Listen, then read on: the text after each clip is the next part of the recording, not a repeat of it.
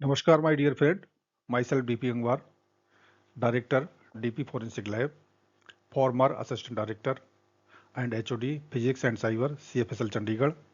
आज मैं एक वीडियो बनाने जा रहा हूँ, कुछ जानकारी लाया हूँ मोबाइल फोरेंसिक के ऊपर। क्योंकि ये मोबाइल फोरेंसिक बहुत ज़्यादा बड़ा सब्जेक्ट है और इसको एक वीडियो में सारा कंटेंट्स को इंक्लूड करना पॉसिबल नहीं है, इसलिए मैं इसके ऊपर मैंने कम से कम 3 या 4 वीडियो बनाया है। और आज पहले पार्ट में जो पार्ट 1 है जिसको सीजिंग, पैकिंग एंड लेबलिंग, इसके ऊपर मैंने बताया गया, क्योंकि ये बहुत ही ज़रूरी पार्ट है। अगर हम सही ढंग से उसको सीज नहीं करेंगे, इसको पैक नहीं करेंगे, फिर डाटा निकलने का कोई मीनिंग नहीं है। ये तो ये बहुत ज़रूरी है इनिशियल स्टेज पे। तो आज इसके बारे में मैं चर्चा करूँगा। तो सबसे पहले दोस्तों, what is a forensic, mobile forensic. तो जैसा कि ये बेसिक डेफिनेशन है, सभी पता होगा कि it is a branch of the digital forensic which deals with the data of the mobile, which include data extraction from the mobile, data analysis and is also included data authentication and the presentation in the court of the data as a evidence. This actions or this procedures come in the branch of the sorry mobile forensic. और इसके साथ में इसकी handling, packing और seizing भी बहुत ही जरूरी है। तो जैसा कि मैंने बताया कि एक वीडियो में सारा एक कवर करना पॉसिबल नहीं है, इसलिए आज मैं थोड़े से सब्जेक्ट को इसमें कवर करूंगा, हैंडलिंग, पैकिंग और सीजिंग के बारे में। तो सबसे पहले मोबाइल फॉरेंसिक यूजेस, उसके एप्लीकेशन क्या है। तो जैसा कि मित्रों हमें पता है कि आज के ज़माने में मोबाइल फॉरेंसिक बहुत ज़्यादा इस्तेमाल हो रहा है और इसकी डाटा एनालिसिस, इसके डाटा जो है हर क्षेत्र में बहुत ही उपयुक्त है। केवल लॉ इन्फोर्समेंट की बात नहीं है, ये जैसे मिलिट्री में भी इस्तेमाल हो रहा है। इसका डाटा से, एनालिसिस से, अगर एनिमी का डाटा है उसके एनालिसिस से कोई देश की जो मिलिट्री है वो अपने प्लानिंग कर सकती है कि उसको ऑपरेशन करना है या उसको प्रोटेक्ट करना है। ये सारा उससे ये कि दूसरा एनिमी किस हिसाब से उसको प्लानिंग कर रहा है। कॉर्पोरेट में बहुत इस्तेमाल है मोबाइल फोरेंसिक का ये, क्योंकि आजकल फ्रॉड बहुत हो रहा है, मोबाइल से फ्रॉड हो रहा है जो है ये, ठीक है। और जो है कोई प्रॉपर्टी है, इंटेलेक्चुअल प्रॉपर्टी अपनी स्टोलन है, बहुत सारी चीज़ें हैं, बिजनेस मतलब। तो ये कारपोरेट सेक्शन में बहुत इस्तेमाल हो रहा है मोबाइल फोरेंसिक का। लॉ इन्फोर्समेंट तो है ही एक चीज़ वही कि जो हमारे क्राइम इन्वेस्टिगेशन है, इसमें बहुत बड़ा रोल है ये, क्योंकि जो हम डाटा निकाल रहे हैं उसी डाटा के बेस पर वो क्रिमिनल पकड़ा जा रहा है। आज के ज़माने में तो 99% के 100% कह सकते हैं जो एक्टिविटीज़ या जो क्रिमिनल केसेस हो रहे हैं वो ये मोबाइल डाटा के ऊपर या सीडीआर के ऊपर या ये टेक्निकल चीज़ों के ऊपर ही वो पकड़े जा रहे हैं ये। तो इस क्षेत्र में तो बहुत ज़्यादा योगदान है ही ये। और डायरेक्ट कोर्ट में भी इसका बहुत इस्तेमाल है। कोई क्रिमिनल केस नहीं, बहुत सारे अदर केस भी होते हैं, सिविल केसेस हैं ये। तो कई बार जरूरत पड़ जाती नहीं, ये भाई इसका डाटा निकाल को देखो कि ये जो है ये इससे बात कर रहा है नहीं कर रहा है जो है ये, या कोई और एक्टिविटी में है ये। तो मेरे कहने का मतलब ये है, ये मोबाइल फोरेंसिक का बहुत यूज है ये। इसलिए मैं इसके ऊपर वीडियो बना रहा हूँ। अब इसके पहले सबसे पहला आता है कि मोबाइल फॉरेंसिक में जो है आइडेंटिफिकेशन, हमें डिवाइस को आइडेंटिफाई करनी है। या मोबाइल फॉरेंसिक का मतलब है मोबाइल जो है एक टेली कम्युनिकेशन डिवाइस है, और टेली कम्युनिकेशन डिवाइस होने वजह, टेली कम्युनिकेशन डिवाइस कुछ भी हो सकती है। ये स्मार्टफोन हो सकता है, नॉर्मल फ़ोन हो सकता है, स्मार्टफोन है, कीपैड वाला फ़ोन है, या सैटेलाइट फ़ोन है, या वॉकी टॉकी है, या दूसरा है। तो ये सारा मोबाइल फोरेंसिक के अंदर ही आएगा ये।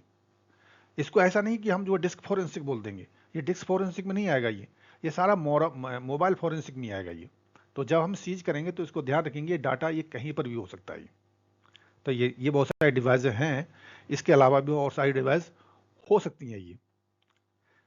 अब सबसे पहला ये आता है कि जब हम ये मोबाइल फ़ोन को सीज करते हैं, कैसे सीज करें ये, क्योंकि ये बहुत इंपॉर्टेंट है। अगर हम सही सीज नहीं करेंगे तो एनालिसिस लैब में हो नहीं पाएगा, या जो हो पाएगा तो जो हमें जानकारी जो चाहिए वो जानकारी नहीं मिल पाएगी। इसलिए सीज जो है प्रॉपर तरीके से सीज करना चाहिए। और अब तो बीएनएस में भी इसका बहुत ज़्यादा उस पर जोर दिया गया है कि आपको सही ढंग से सीज करना है। सही ढंग से का मतलब ये है, सबसे पहला स्टेप है फोटोग्राफी, आपको फोटोग्राफी करना है। बीएनएसएस जो नए लॉज हैं उसमें बोला गया है कि recording of the search and seizure through audio video electronic means, कोई भी चीज़ को आप सर्च कर रहे हो या सीज कर रहे हो, ये आपको ऑडियो वीडियो उससे रिकॉर्डिंग करना जरूरी है। ये सेक्शन 105 में डिस्क्राइब किया गया है। तो कहीं क्राइम सीन से या क्रिमिनल से या कोई सस्पेक्ट से आप मोबाइल ले रहे हैं तो उसका फोटोग्राफी करिए, क्योंकि फोटोग्राफी केवल बीएनएसएस का एक फुलफिल नहीं करती है, बहुत सारी की जानकारी देती है। उसका मेक और मॉडल क्या है, उसका सीरियल नंबर क्या है, ये तो जब एनालिसिस में होगी तो इसमें सहूलियत रहेगी ये, या अच्छा डाटा निकलेगा, सही डाटा निकलेगा, नहीं तो डाटा नहीं निकल पाएगा अगर आप सही जानकारी नहीं रखेंगे। और दूसरा है कि डॉक्यूमेंटेशन, सीज कर रहे हैं लेकिन डॉक्यूमेंटेशन सही बनाना है। ये डॉक्यूमेंटेशन बनाने का मतलब chain of custody, chain of custody maintain करना है। अगर चैन ऑफ कस्टडी मेंटेन नहीं करेंगे, उसकी जो है एक्सेप्टेबिलिटी कोर्ट में नहीं होगी, कोर्ट जो है उसको डिनाई कर देगा ही। इसलिए प्रॉपर डॉक्यूमेंटेशन बहुत जरूरी है। इसके लिए सबसे पहले सीजर मेमो, जब भी आप करें सीजर मेमो प्रॉपर बनाइए। और सीजर मेमो तो हर जो है एविडेंस में या आर्टिकल में बनाते हैं, लेकिन अगर मोबाइल फोन को सीज कर रहे हैं सीजर मेमो भी बनाइए। और साथ में ये 63 का फॉर्म ए सर्टिफिकेट फिल कीजिए, ये बहुत जरूरी है, बीएनएसएस में बताया गया है ये। और ये कैसे सारा काम करते हैं, मैंने अपनी एक पुस्तक लिखी है, ये handbook on forensic evidence identification collection and preservation. इसके चैप्टर 2 में ये सारी चीज डिटेल से दी गई है। ये इस आज के वीडियो में मैं ट्राई कर रहा हूं कि ये सारा इंक्लूड होएगा, लेकिन सारा इंक्लूड हो जाए ये पॉसिबल नहीं है ये। तो आप इस पुस्तक को पढ़ सकते हैं, ये ऑनलाइन मार्केट में अवेलेबल है।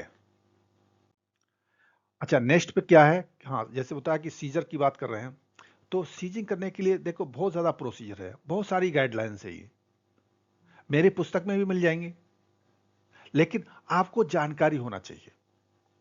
ऐसा नहीं यहाँ आप क्राइम सीन पे गए तब किताब पढ़ रहे हैं, पहले से ही कुछ दिमाग में जानकारी होनी चाहिए।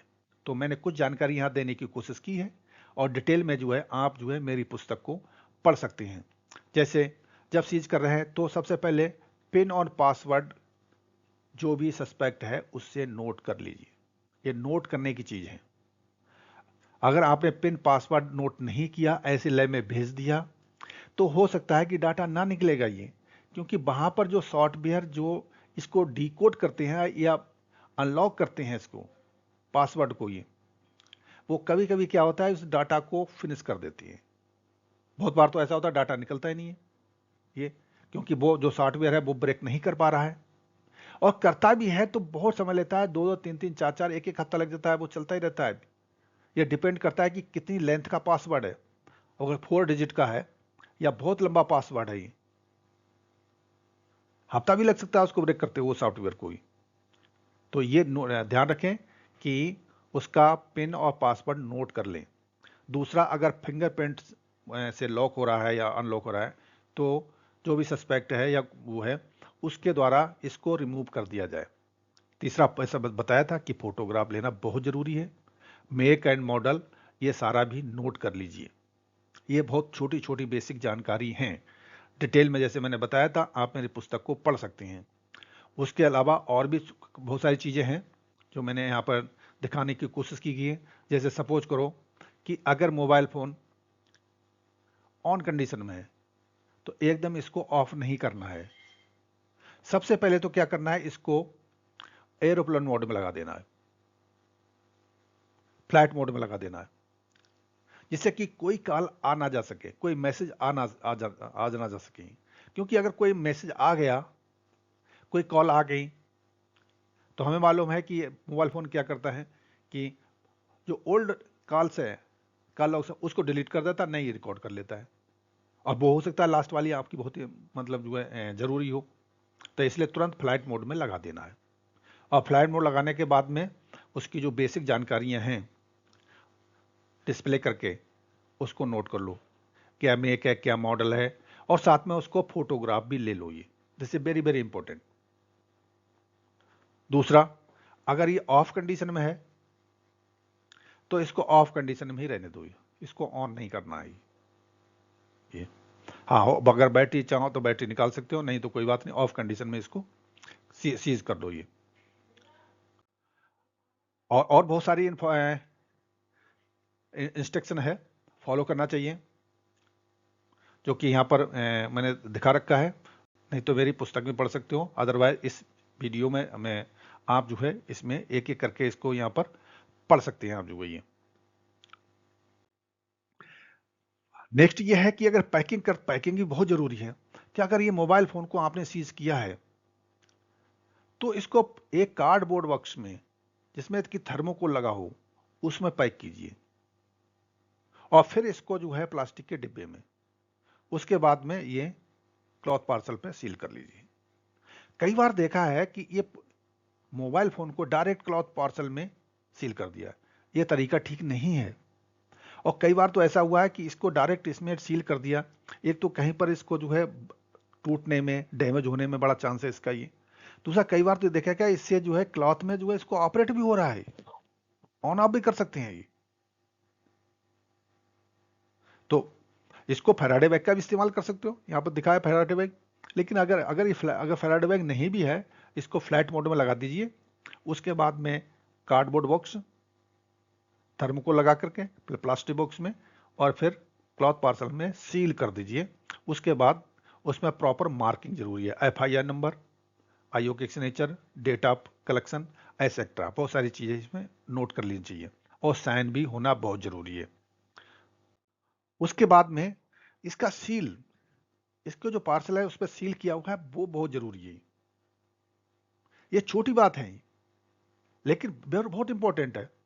सपोज करो इसमें से आपने कोई मोबाइल दे दिया और उसकी सील टूटी हुई है या लीजिबल नहीं है, और और जो मैसेंजर है उसको पकड़ा दिया आपने, वो मैसेंजर हो सकता है कि इस सील को टूटी हुई है उसको निकाल करके आर्टिकल बदल दे, एग्जिबिट बदल दे, या उस एग्जिबिट में मॉडिफाई कर दे और फिर ऐसे सील लगा दे उल्टी सीधी, जब लीजिबल ही नहीं है। इसलिए जो भी थाने से या जो भी फॉरवर्ड अथॉरिटी है वो इसको भेज रहा है, वो सिक्योर करे कि मेरी सील जो है क्लियर होनी चाहिए उस पर लगी हुई, with sign, with attested seal भी, और एज ए स्पेसिमेन सील, जैसे कि यहां दिखा रखा है। ये सील देखो, ये लीजिबल ही नहीं भाई, कोई भी निकाल करके दोबारा लगा देगा, और जैसे इस हिसाब से होनी चाहिए, ये सील बिल्कुल पड़ी जा रही है, और फिर स्पेसिमेन सील अटेस्टेड कर दो ये। तो ये बताया मैंने, ये जो हैंडल पैकिंग का ये बहुत जरूरी है। अगर ये चीज नहीं होगी, ये पुलिस पर्सन के लिए जरूरी है, और ये जो है हमारे फॉरेंसिक साइंटिस्ट है उनके लिए भी जरूरी है। या फॉरेंसिक का मतलब केवल ये नहीं है कि डाटा निकाल दिया और वो कर दिया, खत्म होगी बात जो है। इसके साथ में बहुत सारी चीजें जरूरी है, जैसे कि मैंने इस पहले वीडियो में इंक्लूड करने की कोशिश की गई है हैंडल पैकिंग के बारे में ये। तो धन्यवाद दोस्तों, ये मेरा नंबर है, you can contact me at this number for further any help. Thank you.